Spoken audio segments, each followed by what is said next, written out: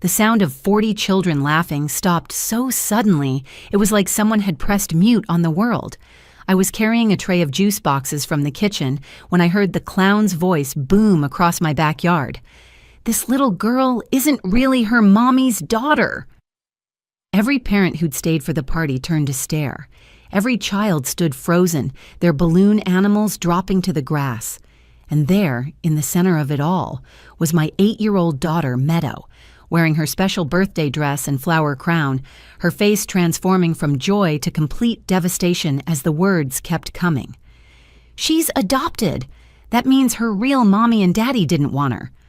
I'm Juliana, and I'm about to tell you how my sister Ramona orchestrated the cruelest moment of my daughter's life at her own birthday party, how she paid a clown named Dennis Crowell to announce my daughter's adoption to 40 kids, like it was some kind of twisted party trick, how I found my baby girl hiding in a closet 5 hours later, asking me if she was broken, and how what started as a family birthday party ended in a courtroom with a judge's decision that made headlines across Ohio.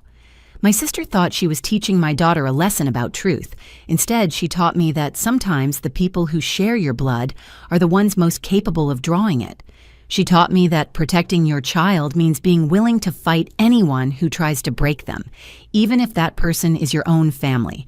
And she taught 48-year-olds at that party that adults can be monsters hiding behind painted smiles. But most importantly, this is the story of how my daughter Meadow learned she wasn't given away because she wasn't wanted. She was chosen because she was precious. And how one horrible moment at a birthday party became the catalyst for changing adoption conversation laws in our entire state. The clown my sister hired thought he was delivering a punchline. The judge delivered justice instead, and the amount he ordered my sister to pay was just the beginning of what she lost that day. 3 months before Meadow's 8th birthday, she asked me a question that made my heart skip. We were in the kitchen of our small house in Cincinnati, making Sunday morning pancakes, when she looked up at me with those bright green eyes and said, "Mama, why don't I look like you?" I'd been preparing for this conversation since the day I brought her home 7.5 years ago. The adoption agency had given me books, pamphlets, even a script for how to handle it. But standing there with flour in my hair and my daughter's trusting face looking up at me, every prepared word disappeared. "What makes you think you don't look like me?" I asked, buying time while flipping a pancake shaped like a butterfly, her favorite. "Carly at school said real families look alike. You have dark hair and brown eyes. Mine are different." I knelt down to her level. "Families are made of love, baby, not matching hair colors. And you're my real daughter in every way that matters." She seemed satisfied with that answer, but I knew the full conversation was coming. I just wanted it to happen on my terms, in my timing, when I could control the narrative and make sure she understood how deeply wanted she was. I'm Juliana Garrett, and I run a small bakery called Sweet Dreams on Morrison Avenue. It's nothing fancy, just a corner shop where I make wedding cakes and birthday treats. The income isn't much, but it kept us afloat and let me work my own hours to be there for Meadow. I'd opened it 2 years after adopting her, using my grandmother's life insurance money as startup capital. The adoption had been my miracle after 5 years of trying to conceive. 3 failed rounds of IVF had drained my savings and my marriage. My ex-husband Trevor had walked out when I suggested adoption, saying if he couldn't have his own kids, he didn't want any at all. The divorce papers were signed the same week I got the call about Meadow. She was 6 months old, born to teenage parents in Kentucky, who wanted more for her than they could provide. The moment the social worker placed her in my arms, I understood what people meant by love at first sight. Her birth parents had named her Meadow, and I kept it. It was the one thing they could give her that I wouldn't change. My family's reaction had been mixed. My mother, living in Florida with my stepfather, had flown up immediately, crying happy tears when she held her first grandchild. "Biology doesn't make a family," she'd said. "Love does."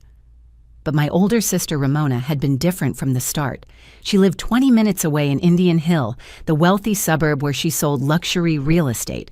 With her husband Paul's investment banking salary and her commissions, they lived in a house that could fit my entire home in their garage. She had twin boys, Colton and Bridget, conceived through expensive fertility treatments that she never let anyone forget about. "You're so brave," Ramona had said when she first met Meadow, though brave sounded like foolish in her tone, taking on someone else's responsibility. Over the years, her comments had gotten worse. At Christmas, she'd buy her twins expensive electronics while giving Meadow dollar store toys, saying, "I don't want to spoil someone else's child too much."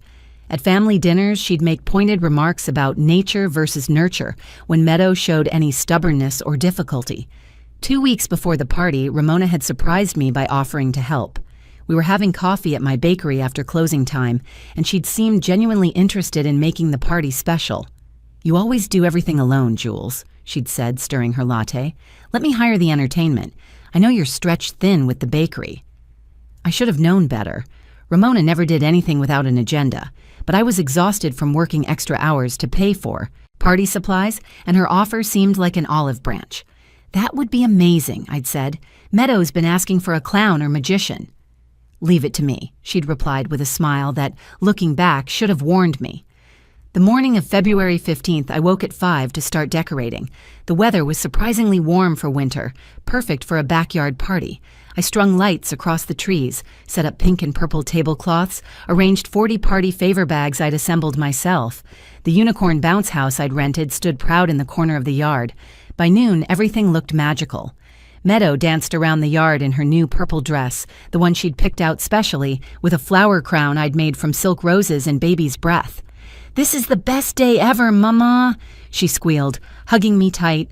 I held her close, breathing in her strawberry shampoo scent, having no idea that in just 2 hours, her best day ever would become her worst nightmare.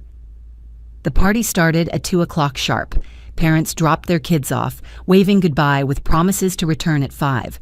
Some stayed to help, including my neighbor Teresa and a few room mothers from Meadow's class.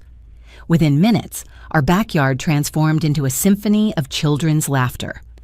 I was in my element, directing games, serving snacks, making sure every child felt included. Meadow glowed with happiness, her face bright as she played with her friends. We'd just finished the relay race when Ramona's white Mercedes pulled into the driveway at 2:40. She stepped out wearing a designer dress that probably cost more than my monthly mortgage, her blonde hair perfectly styled despite the breeze. Behind her, a van painted with cartoon characters and Giggles and Grins Entertainment pulled up to the curb. "Where's my birthday girl?" Ramona called out, arms spread wide. Meadow ran to her, and Ramona gave her a quick, stiff hug before stepping back. "I brought you something special." The van's back doors opened, and out stepped a man in full clown costume. Red wig, white face paint, enormous shoes, the works. The children immediately swarmed around him, excitement rippling through the crowd. "Hello, boys and girls, I'm Bubbles the Magnificent," he announced, honking a horn attached to his belt. "Who wants to see some magic?" For 30 minutes, he was wonderful. He made balloon animals, pulled scarves from his sleeves, juggled tennis balls while riding a tiny unicycle.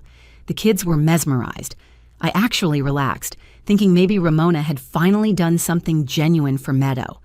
I was at the drink table with Teresa, refilling punch bowls and chatting about school fundraisers, when Bubbles called out, "Now, where's our special birthday girl? Meadow, come on up here."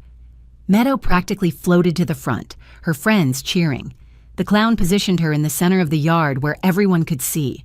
I smiled, reaching for my phone to take a picture. "Boys and girls, gather round. I have something very important to tell you about the birthday girl." His voice had changed, taking on an odd, almost menacing tone that made me look up from my phone. "Today we're going to learn a special secret." He pulled out a piece of paper from his pocket, making a show of unfolding it. My stomach started to tighten, though I couldn't say why. This little girl here, this birthday girl, she's not really Juliana's daughter. The words hit me like ice water. I dropped the ladle I was holding, punch splashing across the table. "She's adopted," he continued, his voice carrying across the yard. "Do you kids know what that means? It means her real mommy and daddy didn't want her, so they gave her away." 40 children stood in stunned silence. Parents who'd been chatting near the fence turned to stare. Meadow's face went from confused to horrified in a single second. "Just like when you don't want a toy anymore and give it to Goodwill," the clown went on, seemingly oblivious to the horror spreading across the yard. "Her first parents didn't want her, so now she lives here instead. Isn't that interesting, kids?" I was already running, but I felt like I was moving through quicksand. Meadow's eyes found mine across the yard, tears streaming down her face, her mouth open in a silent scream. Before I could reach her, she turned and bolted toward the house. "What are you doing?" I screamed at the clown, my voice raw. "What is wrong with you?" He stepped back, suddenly looking uncomfortable. "Hey, I was just reading what they gave me." I whirled around to find Ramona standing by the dessert table, arms crossed, a satisfied smirk playing at her lips. "She needed to know the truth, Juliana. You've been lying to her for years. You planned this?" My whole body shook. "You actually planned this?" "Children deserve honesty," she said, examining her manicured nails. "It's not healthy to keep secrets. Besides, she was going to find out eventually. Better from family than from strangers." "From family?" I was screaming now. "Family doesn't destroy children. Family doesn't hire someone to humiliate an 8-year-old at her birthday party." Parents were already gathering their children, horrified whispers spreading through the crowd. Some kids were crying, scared and confused by what they'd witnessed. Others kept asking their parents what adopted meant and why the birthday girl ran away. Teresa appeared at my elbow. "Go find Meadow. I'll handle this mess and get everyone out of here." The clown was hastily packing his supplies. I grabbed his arm. "You said someone gave you something to read. Show me." He fumbled in his pocket and pulled out a crumpled piece of paper. There, in Ramona's distinctive handwriting, were the words that had just destroyed my daughter's world. "Announce that the birthday girl is adopted because her real parents didn't want her. Make sure all the kids hear it clearly. I'm paying you extra for this, so don't skip it." I crushed the paper in my fist and shoved past the clown, running into the house. "Meadow! Baby, where are you?" My voice echoed through empty rooms. I checked her bedroom first, tearing apart her closet, looking under the bed. Nothing. The bathroom was empty. The basement yielded only shadows. "Meadow, please, Mama needs to talk to you." For 5 agonizing hours, I searched. I looked in every room, every cupboard, behind every door. I crawled through the basement twice, checked the attic despite her fear of spiders, even searched the garage and my car. Teresa and 3 other parents stayed to help, walking the neighborhood in case she'd run to the park or a friend's house.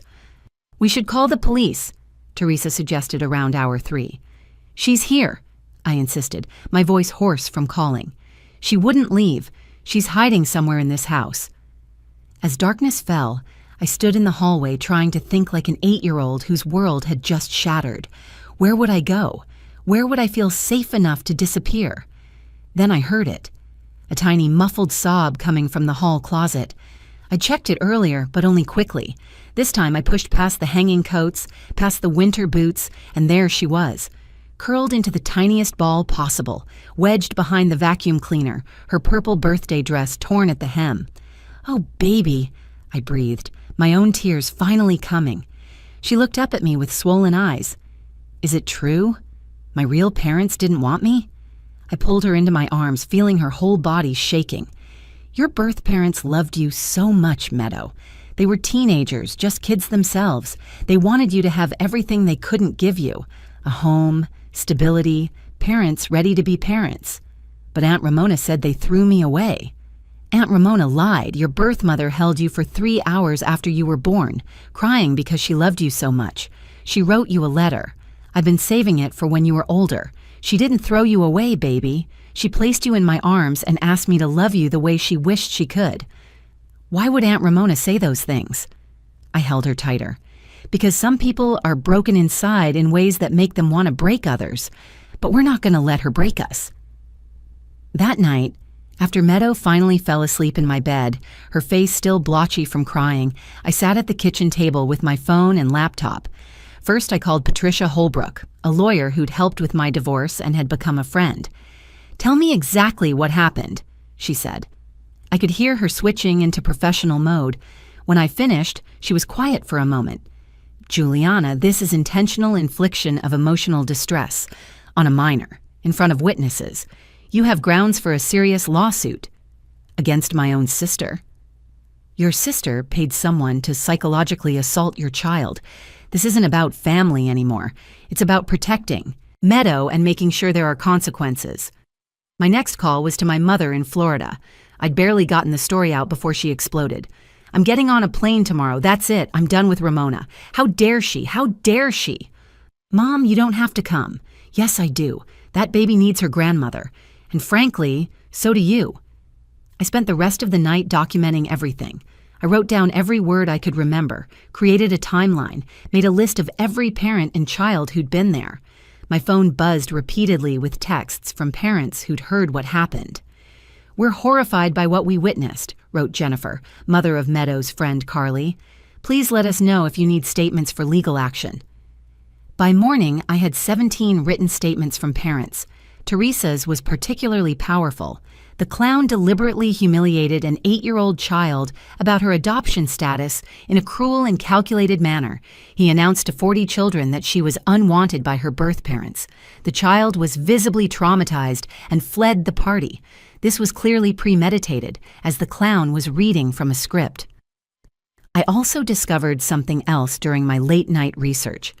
Giggles and Grins Entertainment had multiple complaints filed with the Better Business Bureau. 3 previous incidents of inappropriate behavior at children's parties, though nothing approaching this level of cruelty. Patricia called back at 7 in the morning. I've done some research. We can file against both Ramona and the entertainment company. The company has liability insurance that we'll have to pay out. As for your sister, we can go after personal damages. What about Meadow? Won't a lawsuit make this worse for her? She'll have to give a statement, possibly testify. But Juliana, what's worse? Letting the people who did this face no consequences?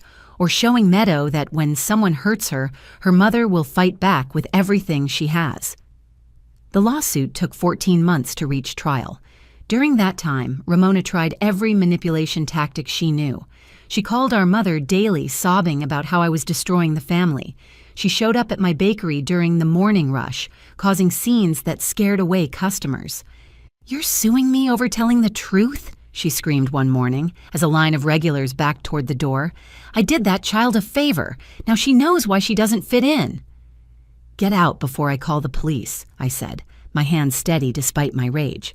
"And she fits in perfectly. You're the one who doesn't belong in our lives." She tried to rally family members to her side. Our cousins, aunts, uncles, everyone got calls about how I was overreacting, how I was traumatizing Meadow worse by pursuing legal action. Most of them had already heard the real story from Mom. They stopped taking her calls. The trial began on a cold April morning. Meadow, now 9, sat beside me in a navy dress, her hand in mine. She'd been preparing with a child psychologist for months, learning how to talk about that day without reliving the trauma. Patricia opened with the facts. A paid entertainer hired by the defendant had deliberately humiliated a child about her adoption status. The defendant had written a script specifically designed to cause emotional harm. 40 witnesses, 17 written statements, and 1 piece of damning evidence. The script in Ramona's handwriting. Dennis Craywell, the clown, took the stand first. Without his costume, he looked small and ordinary, a middle-aged man who did children's parties for extra income. "Mrs. Hutchinson paid me an extra $200 to read that script," he testified. "She said it was important the kid learn the truth and that this would be a memorable way to do it." "Did you have concerns about reading it?" Patricia asked. "I figured it was a weird family thing. Maybe they had some special way of handling it. She said she was the aunt, so I thought it was authorized." "But you knew it would hurt the child." He shifted uncomfortably. "I mean, yeah, it seemed harsh, but $200 extra is a lot for me." Ramona took the stand next, dressed in a conservative suit, trying to look sympathetic. She maintained her position that she'd done nothing wrong. "Children shouldn't be lied to," she said, dabbing at her eyes with a tissue. "My sister was creating a fantasy that would eventually crumble. I was trying to help." "By publicly humiliating an 8-year-old? Patricia pressed. "By ensuring she knew her truth." "Mrs. Hutchinson, do you have children?" "Yes, twins, Colton and Bridget." "Have you ever hired someone to announce personal information about them to 40 of their peers?" "That's different. They're not adopted." "So adopted children deserve public humiliation." "I didn't say that." "But you did exactly that." The biggest shock came when Patricia called a surprise witness. Bridget, Ramona's own 16-year-old daughter, had asked to testify. "My mom has always been jealous of Meadow," Bridget said, her voice clear and strong. She says things like, "It's not fair that an adopted kid gets more attention than real grandchildren," and calls Meadow Jules' charity case when she thinks we're not listening. The courtroom was silent. Ramona's face went white. "She planned the whole thing for weeks," Bridget continued. "I heard her on the phone with the clown company, specifically asking if they had someone who would read a custom script. She laughed about it with her friend Diane, saying, 'This will teach Jules not to parade that kid around like she's special.'" When Meadow testified, she spoke clearly despite her tears. "I felt like everyone was looking at me like I was garbage someone threw away, like I didn't belong anywhere. I couldn't go back to school for 2 weeks because kids kept asking if my real parents hated me." Judge Harold Brenneker, a grandfather of 6, listened to everything with increasing disgust. When it came time for his ruling, his voice was sharp with controlled anger. "This court finds the defendants guilty of intentional infliction of emotional distress upon a minor child, the deliberate, premeditated public humiliation of an 8-year-old regarding her adoption status is not only cruel, but potentially criminal." He ordered Giggles and Grins Entertainment to pay $75,000 in damages. Their insurance company tried to fight it but settled when threatened with a larger civil trial. For Ramona, the judgment was harsher. $150,000 in personal damages, mandatory payment for Meadow's therapy until age 18, and then came the part no one expected. Furthermore, this court issues a restraining order. Mrs. Ramona Hutchinson is prohibited from any contact with the minor child Meadow for 5 years. Ramona gasped, jumping to her feet. "You can't do that. She's my niece. I'm her family." "Family doesn't destroy children, Mrs. Hutchinson. You've proven yourself a danger to this child's emotional well-being. Your access to her is hereby revoked." The money from the lawsuit went straight into 2 accounts: a college fund for Meadow and a therapy fund to ensure she'd have all the support she needed to heal. But the financial settlement was just the beginning of what changed in our lives. Meadow's therapy sessions with Dr. Chen became our Tuesday and Thursday routine. At first, she barely spoke, drawing pictures instead of using words. Slowly, over months, she began to understand that being adopted wasn't something done to her because she was unwanted. It was something done for her because she was precious. "I have 2 families who love me," she told me 6 months after the trial as we made cookies in our kitchen.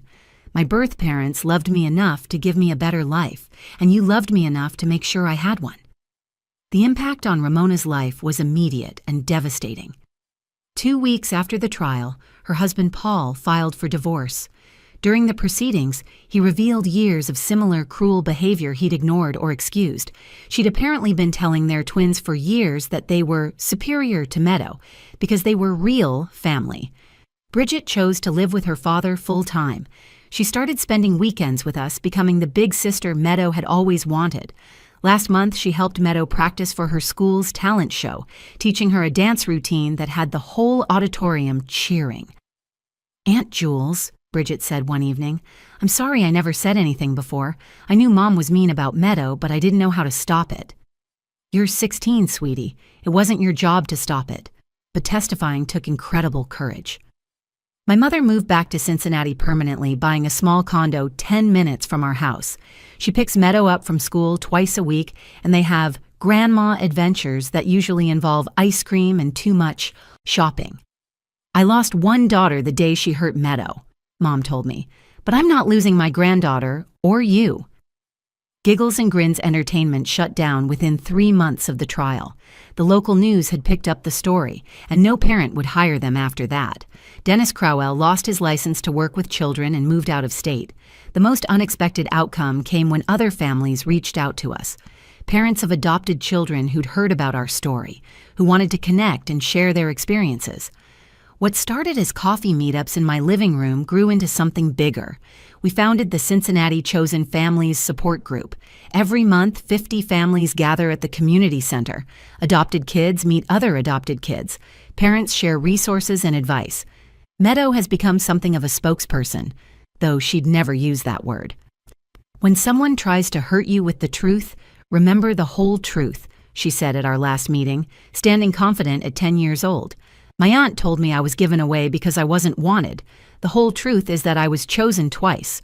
Once by parents, brave enough to give me more than they had, and once by my mom, who fought for me when the world tried to make me feel small. 3 months ago, the Ohio State Legislature passed Meadows Law, making it a misdemeanor to deliberately humiliate or emotionally abuse a child about their adoption status. The law includes provisions for civil damages and mandatory counseling for offenders. Meadow decided she wanted to write a letter to her birth parents to be given to them through the adoption agency when she turns 18 if they want contact. I helped her write it last week. Dear birth parents, my name is still Meadow, the name you gave me. I'm 10 now and in 5th grade. I love soccer and drawing and my mom's chocolate chip cookies. I have green eyes like you wrote about in your letter and strawberry blonde hair that my mom says shines like copper in the sun. Someone once tried to tell me you didn't want me, but I know better. You wanted me to have everything, even if it meant you couldn't be the ones to give it to me. That's the biggest love there is. Thank you for choosing my mom to be my mom. She fought for me when someone tried to hurt me, and she tells me every day that I'm the best gift anyone ever gave her. I hope someday I can thank you in person. Love, Meadow. As for Ramona, she moved to Arizona alone. She sends letters to Mom sometimes, blaming everyone but herself. Mom throws them away unopened now. Sometimes hate disguised as honesty costs you everything worth having. Last week, Meadow's school had a family heritage project. Kids were supposed to bring in family trees. Meadow brought in 2 trees she'd drawn, their branches intertwining at the top where she'd drawn herself as a bright yellow sun. I'm not torn between 2 families, she explained to her class. I'm the place where 2 kinds of love meet. If you found value in our story, please like this video and share it with someone who needs to hear it. Every adopted child deserves to know they're chosen, not abandoned. Every adoptive parent needs to know their love is real and valid. And everyone needs to understand that family isn't about blood. It's about who shows up, who fights for you, and who loves you when the world tries to tear you down. Please subscribe to our channel for more stories of families who chose love over everything else. Remember, the most beautiful families are often the ones that chose each other.